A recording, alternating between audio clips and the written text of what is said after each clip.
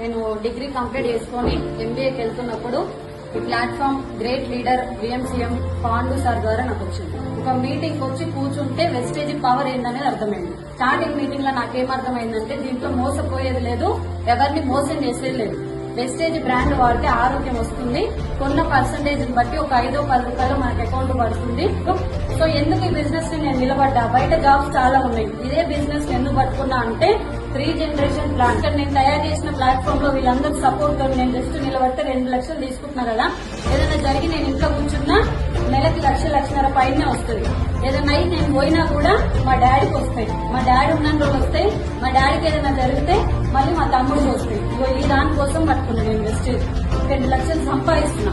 కానీ నాకు అది సరిపోతుంది. వెస్టేజ్ లో ఏం కావాలన్నా ఉంది, ఎంత కావాలన్నా ఉంది. భూమి మీద మట్టి ఎంత ఉందో వెస్టేజ్ లో డబ్బు అంతుంది. సార్ నో కెపాసిటీ నా దగ్గర